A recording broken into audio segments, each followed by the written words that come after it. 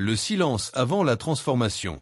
Il existe un amour silencieux, qui brûle sans lumière, qui consume sans fumée. Un amour que personne ne voit, mais qui décide de toute ta vie. Un amour qui peut t'élever vers les cieux, ou t'enchaîner à la poussière. Et le plus étrange, c'est que tu crois le connaître. Tu l'appelles amour. Mais est-ce vraiment de l'amour, ou seulement un attachement déguisé? Ferme les yeux un instant. Écoute ton cœur battre. Pourquoi bat-il plus vite pour certaines choses, et si lentement quand tu te tiens devant Allah? Pourquoi passes-tu des heures pour ceux que tu aimes, mais quelques minutes seulement avec ton Seigneur? Et si ce que tu appelles amour n'était qu'un voile? Un voile posé sur tes yeux. Un voile entre toi et lui. Le monde t'a appris à aimer les visages, les corps, les voix, les likes, les compliments, mais qui t'a appris à aimer Allah? Le silence s'installe. Car au fond, nous savons tous la vérité. Nos cœurs sont dispersés. Un morceau pour les gens. Un morceau pour nos rêves. Un morceau pour nos peurs. Et Allah, seulement les restes. Pourtant, le Coran murmure. Ceux qui ont cru sont les plus ardents dans l'amour d'Allah. 2, 165. Les plus ardents. Pas les plus distraits. Pas les plus occupés. Les plus amoureux. Mais comment atteindre cet amour-là? Comment aimer Allah plus que tout, dans un monde qui réclame ton cœur chaque seconde? Il y a des siècles, un homme s'est posé la même question.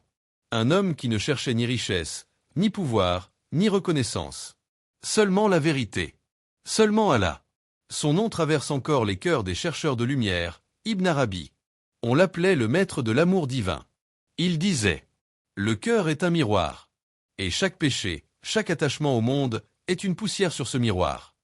Alors dis-moi, index revers pointant vers la droite blanc, comment peux-tu voir Allah, si ton cœur est couvert de poussière? Il parlait d'une retraite. 40 jours. 40 jours de silence. 40 jours loin du bruit. 40 jours pour nettoyer l'intérieur. Pas pour fuir le monde, mais pour te retrouver. Car parfois, Allah ne nous enlève pas quelque chose pour nous punir. Il nous isole, pour nous guérir. Et peut-être que ce que tu appelles aujourd'hui, perte, séparation, solitude, est en réalité une invitation. Une invitation à revenir vers lui. Un appel discret. Comme un murmure dans la nuit. Un silence. Juste avant la transformation. Qui était Ibn Arabi? Ferme les yeux et remonte le temps. Bien avant nos villes bruyantes. Avant les écrans.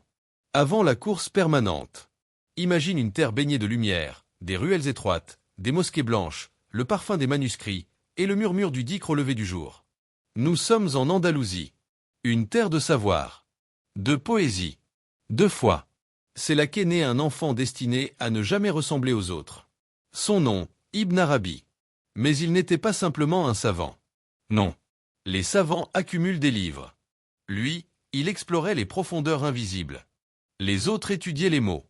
Lui, il étudiait les cœurs. Très jeune, il ressent quelque chose d'étrange. Comme un appel intérieur. Comme si ce monde ne lui suffisait pas.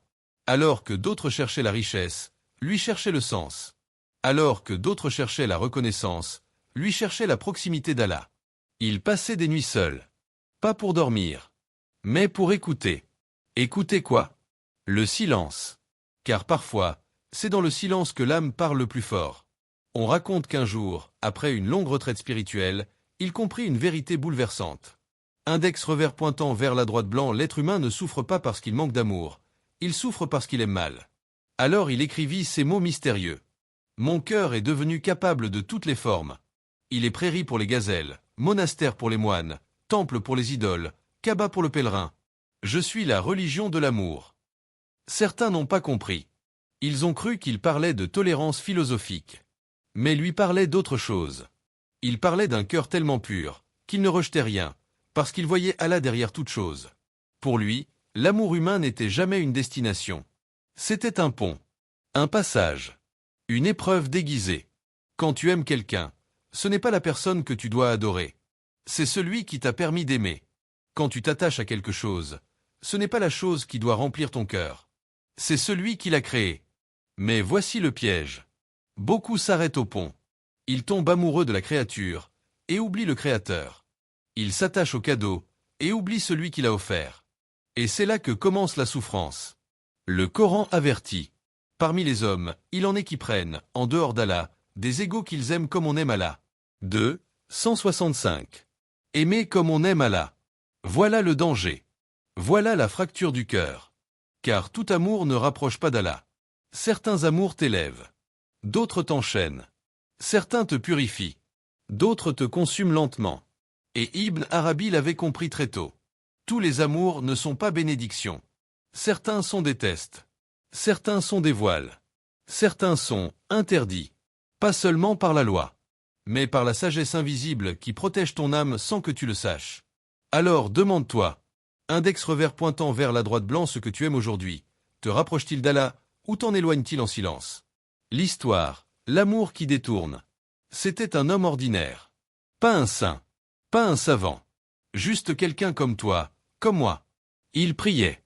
Il jeûnait. Il fréquentait la mosquée. Son cœur était stable. Paisible. Puis un jour, il la rencontra. Un regard. Un sourire. Et quelque chose bascula. Au début, cela semblait innocent. Il pensait à elle parfois, puis souvent, puis tout le temps. Son téléphone vibrait, et son cœur battait plus vite. Son nom s'illuminait sur l'écran, et son âme tremblait. Il se disait, c'est de l'amour. C'est beau. C'est pur. Mais sans s'en rendre compte, quelque chose changeait. Ses prières devenaient rapides. Ses invocations plus courtes. Le dhikr oublié. Quand il se levait la nuit, ce n'était plus pour prier, mais pour relire leurs messages. Quand il marchait seul, ce n'était plus Allah qu'il évoquait, mais son visage. Dis-moi, index revers pointant vers la droite blanc quand ton cœur s'emballe, pour qui s'emballe-t-il vraiment? Un soir, il entra dans la mosquée. Vide. Silencieuse. Il essaya de prier. Allahu Akbar. Mais son esprit vagabondait. Son visage apparaissait dans chaque prosternation. Même devant Allah, il pensait à elle. Et pour la première fois, il eut peur. Comment quelque chose d'aussi doux pouvait l'éloigner autant? Quelques jours plus tard, il alla voir un maître spirituel. Un vieil homme au regard calme.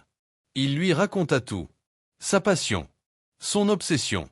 Sa dépendance. Puis il dit, « Je l'aime, mais j'ai l'impression de perdre Allah. » Le vieil homme resta silencieux longtemps.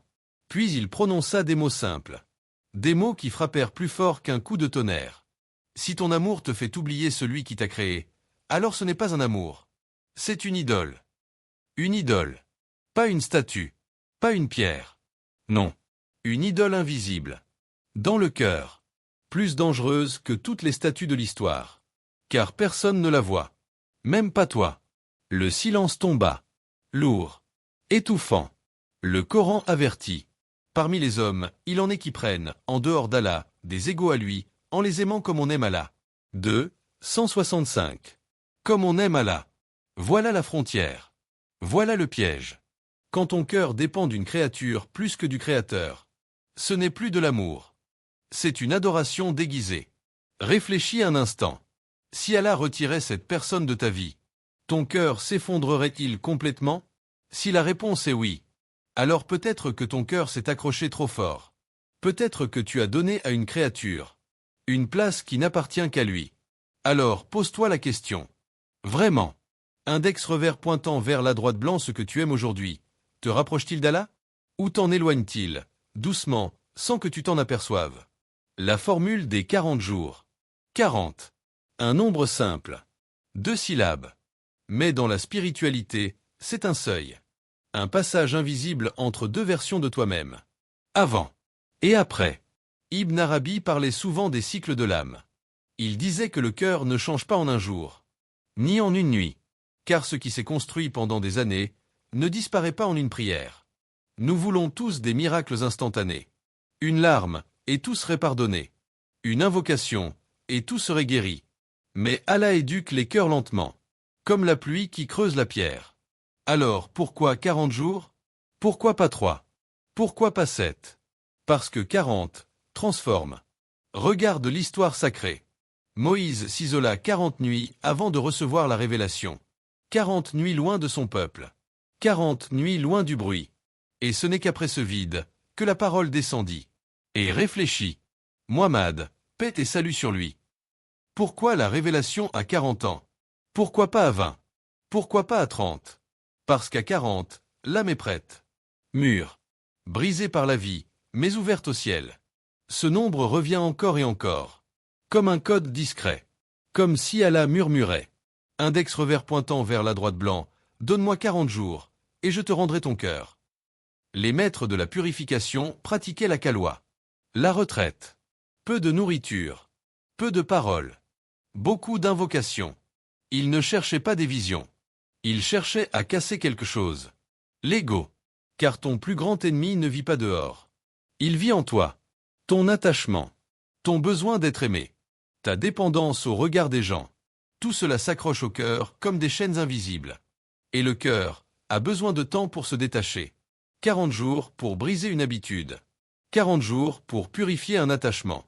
40 jours pour réorienter un amour. Imagine. 40 jours sans musique inutile. 40 jours sans réseau.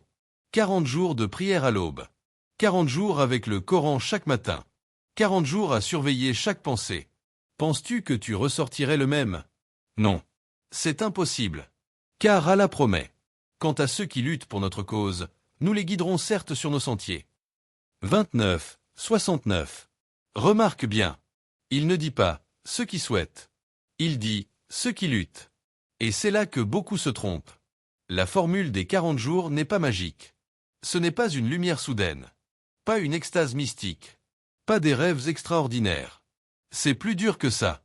C'est une guerre silencieuse. Contre ton téléphone. Contre ton âme. Contre tes désirs. Contre toi-même. Certaines nuits tu pleureras. Certaines journées tu voudras abandonner. Tu te sentiras vide. Fatigué. Seul. Mais peut-être que ce vide n'est pas une perte. Peut-être que c'est Allah qui nettoie ton cœur. Alors laisse-moi te demander doucement.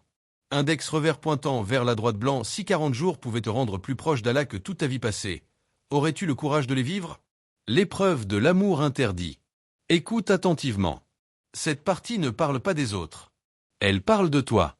Pas d'une histoire ancienne. Pas d'un homme du passé. Mais de ce que tu caches au fond de ton cœur. Là, maintenant. On parle souvent de l'amour interdit. Et immédiatement, l'esprit imagine une relation illicite. Un péché visible. Une faute évidente. Mais le véritable amour interdit est beaucoup plus subtil. Plus discret. Plus dangereux. Car personne ne le voit. Même pas toi. L'amour interdit, ce n'est pas seulement aimer ce qu'Allah a interdit. C'est aimer quelque chose, plus qu'Allah. C'est tout attachement qui prend sa place. Une personne. Une passion. Un rêve. Un statut. Un désir secret. Quelque chose qui, si on te l'enlève, te brise plus que la perte de ta relation avec ton Seigneur. Sois honnête. Qu'est-ce qui te fait le plus peur de perdre? Ton téléphone ou tes prières? Une relation ou ton lien avec Allah? Ton image ou ton âme? C'est là que se trouve la vérité. Ibn Arabi disait que le cœur est comme un trône. Et sur ce trône, il ne peut y avoir qu'un seul roi. Pas deux. Soit Allah y règne, soit autre chose s'y installe.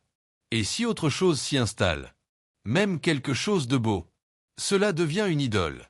Oui, une idole moderne. Pas en pierre, pas en bois, mais en émotion. Tu ne te prosternes pas devant elle, mais tu penses à elle jour et nuit. Tu ne l'adores pas officiellement, mais ton humeur dépend d'elle. Si elle te sourit, tu es heureux. Si elle s'éloigne, tu t'effondres. Comme si ton cœur lui appartenait. Comme si ton bonheur dépendait d'une créature fragile. Alors qu'Allah dit dans le Coran? Dit, si vos pères, vos fils, vos frères, vos épouses, vos clans, les biens que vous gagnez, un commerce dont vous craignez le déclin, et des demeures qui vous plaisent, vous sont plus chers qu'Allah et son messager, alors attendez que vienne l'ordre d'Allah. 9h24. Relis ce verset lentement. Il ne parle pas de choses haram. Il parle de choses halal. Famille, épouse, richesse, maison, des choses permises, des choses normales. Mais même le halal devient un danger s'il prend la première place. Voilà la subtilité de l'épreuve. Allah ne te teste pas toujours avec le mal. Parfois, il te teste avec ce que tu aimes le plus. Parce que l'amour révèle la vérité du cœur. Dis-moi, si Allah te demandait aujourd'hui de lâcher cette personne, ce rêve, cette habitude, pour lui, serais-tu capable de le faire? Ou ton cœur négocierait-il? Hésiterait-il? Se rebellerait-il? Car peut-être que ton véritable Dieu n'est pas celui que tu crois. Et peut-être que la plus grande prison n'est pas faite de murs, mais d'attachements invisibles que tu refuses de quitter. L'histoire de la rupture qui sauve. Elle ne demandait presque rien à Allah. Juste lui. Pas la richesse. Pas la réussite. Pas la gloire. Seulement lui. Chaque nuit, elle levait les mains. Dans le silence de sa chambre. Quand tout le monde dormait. Elle murmurait. Ya Allah, s'il est bon pour moi, accorde-le-moi. Elle croyait que cet amour était une bénédiction. Tout semblait parfait. Les messages tard le soir. Les promesses. Les projets d'avenir. Elle imaginait déjà leur vie. Elle remerciait même Allah pour lui. Comme si le destin était déjà écrit. Mais parfois, ce que nous appelons signe n'est qu'un attachement. Puis un jour, tout s'effondra. Sans prévenir. Un appel froid. Des mots courts. Une distance soudaine. C'était fini. Comme ça. Pas d'explication. Pas de poésie. Juste un vide. Un silence brutal. Son cœur se serra. Elle pleura comme elle n'avait jamais pleuré. Pas quelques larmes. Non. Ces pleurs qui secouent la poitrine. Ces pleurs qui font mal physiquement. Elle ne comprenait pas. Pourquoi Allah m'enlève ce que je lui ai demandé? Elle priait moins. Elle doutait. Elle répétait. Pourquoi moi? Dis-moi. Combien de fois as-tu posé cette question à Allah? Pourquoi cette rupture? Pourquoi cette perte? Pourquoi cette porte fermée? Des mois passèrent. Puis des années. La vie continua. Plus lente. Plus sobre. Mais quelque chose changea. Elle commença à prier davantage. Pas pour demander quelqu'un, mais pour se rapprocher d'Allah. Elle lut plus le Coran. Elle apprit à aimer le tahajjud. À aimer la solitude. À aimer Allah, sans intermédiaire. Son cœur, qui dépendait d'une personne, apprit à dépendre du Créateur. Et un jour, elle comprit. Si cette relation avait continué, elle se serait éloignée d'Allah. Elle aurait construit toute sa vie autour d'un être fragile. Elle aurait peut-être perdu sa foi, lentement, sans s'en rendre compte. Alors elle sourit, et dit cette phrase que seuls ceux qui ont guéri peuvent dire. Ce jour-là, Allah ne m'a pas privé. Il m'a sauvé. Sauvé d'un attachement trop fort. Sauvé d'une dépendance dangereuse. Sauvé d'un amour qui prenait trop de place. Car parfois, la douleur est une protection déguisée. La perte est une barrière divine. La rupture, une miséricorde. Allah dit. Il se peut que vous détestiez une chose alors qu'elle est un bien pour vous, et il se peut que vous aimiez une chose alors qu'elle est un mal pour vous. Et Allah sait, tandis que vous ne savez pas. 216. Regarde ta propre vie maintenant. Cette relation brisée. Cette porte fermée. Cette personne partie. Et si ce n'était pas un abandon, mais une intervention divine? Et si Allah retirait quelqu'un de ton cœur, simplement parce qu'il voulait y régner seul? Alors dis-moi sincèrement. Index revers pointant vers la droite blanc et si ta blessure actuelle était en réalité une miséricorde cachée? Les 40 jours, le plan concret. Assez de théorie. Assez d'histoire. Maintenant, marche. Parce que la transformation ne vient pas en écoutant. Elle vient en vivant. Beaucoup de gens aiment parler de spiritualité. Peu acceptent la discipline. Pourtant, même Ibn Arabi ne parlait pas d'illumination soudaine. Il parlait d'effort. De lutte. De constance. Le cœur est comme un jardin abandonné. Si tu ne l'entretiens pas, les mauvaises herbes poussent seules. Mais les fleurs demandent du travail. Alors voici la formule. Pas mystique. Pas magique. Concrète. 40 jours. Pas pour impressionner Allah, mais pour te réparer toi-même. Petit losange bleu jour 1 a dit le détachement. Tout commence ici. Couper. Supprimer. Éloigner. Les déclencheurs. Les messages inutiles. Les réseaux excessifs. Les conversations qui réveillent les vieux attachements. Car comment guérir, si tu rouvres la blessure chaque jour? C'est douloureux. Oui. Le silence fait peur. Mais c'est dans ce vide que le cœur respire enfin. Remplace le bruit par le dhikr. Subhan Allah. Alhamdulillah. Allahu Akbar. Encore. Encore. Encore. Jusqu'à ce que ton cœur ralentisse. Et chaque jour, quelques pages du Coran. Pas vite. Lentement. Comme une lettre personnelle d'Allah pour toi. Petit losange bleu jour 11 à 20, la purification.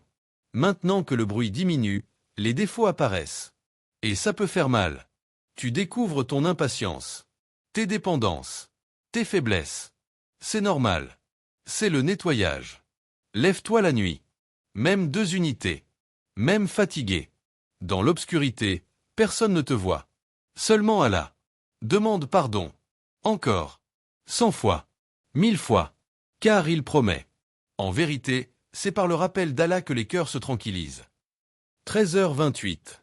Jeûne volontairement. Pas seulement de nourriture. Jeûne des paroles inutiles. Jeûne des regards interdits. Jeûne du négatif. Sens ton âme s'alléger. Petit losange bleu jour 21 à 30, la reconstruction. Tu ne peux pas seulement enlever. Tu dois remplacer. Sinon, tu retomberas.